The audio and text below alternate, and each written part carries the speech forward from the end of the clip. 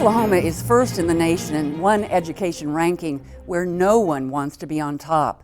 A new report shows since the recession began 5 years ago, Oklahoma has cut pre-K through 12th grade education spending per student more than any other state in the nation. Economists say the national recession ended 4 years ago, but school officials say they're still waiting for the state to restore common education funding to pre-recession levels.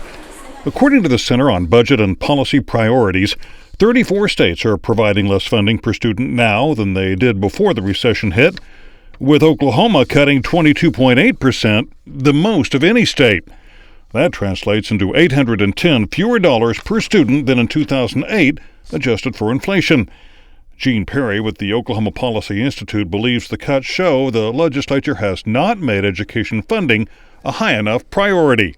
States have been cutting spending on education due to the recession, but Oklahoma actually has made the largest cuts in the nation. And that's happened, over a time when our economy has done relatively well compared to other states.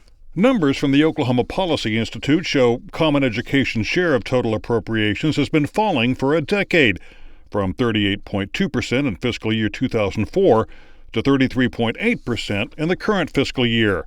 State Superintendent Janet Barisi says her staff has reviewed the center's report and in an email to ONR said, "I am reluctant to comment until it's made clear to us the source of their information and exactly what figures they used for their calculations.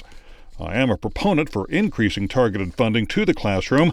Since taking office, I have increased total funding to the classroom, and I am committed to continuing to advocate for increased targeted funding that directly benefits Oklahoma children." Edmond School Superintendent David Goen has already seen the impact budget cuts have had on his district.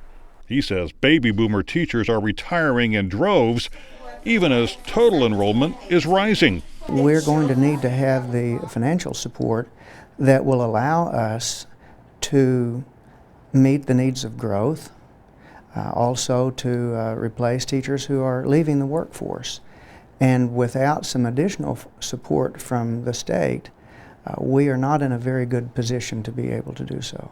As chair of the National Governors Association, Governor Mary Fallin has repeatedly emphasized the importance of education. In an address this week to the National Press Club in Washington, D.C., Fallin spoke with reporters about the need for a well-educated workforce. We're falling behind as a nation. As you compare America to the other industrialized nations and where we rank in reading and science and math, we're falling behind. And if we want to be a competitive nation, we have to raise our academic standards. We have to have rigor in the classroom. In an email to ONR, a spokesman for the governor said the center's report does not include the appropriation of $73 million in common education spending increases or the more than $120 million in total education increases in this year's budget. The governor agreed that education needed more money, which is why she fought for increased resources for K-12, career technology centers, and higher education. Ryan Owens with the Cooperative Council for Oklahoma School Administration says school officials are grateful for the additional appropriation, which is actually closer to $74 million. But $74 million for schools this year.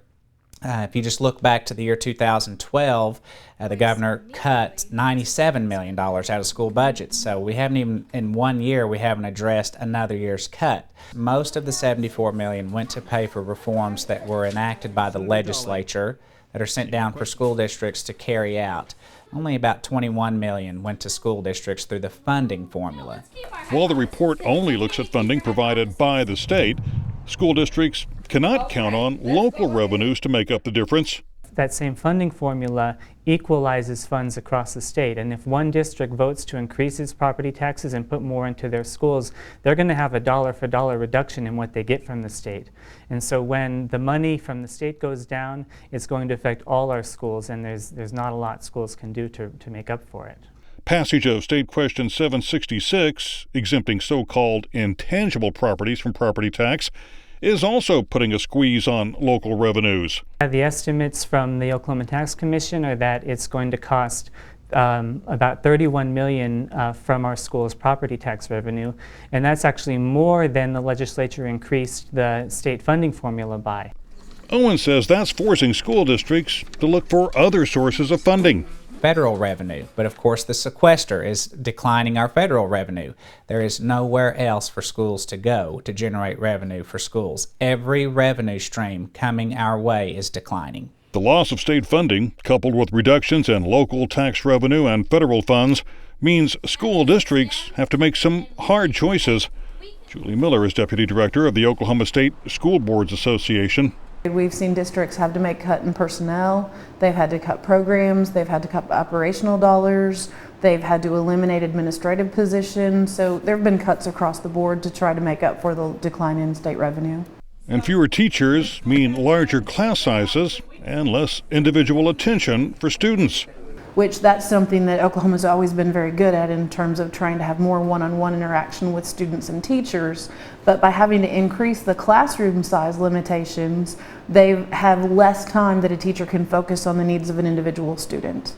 Miller says the cuts could also mean fewer courses being offered in music, the arts, or other elective courses. Those have kind of gone by the wayside as we focus more on the Common Core curriculum and Oklahoma's new education standards to provide the students the services they need to pass their end of instruction tests and to make sure they do get an Oklahoma diploma.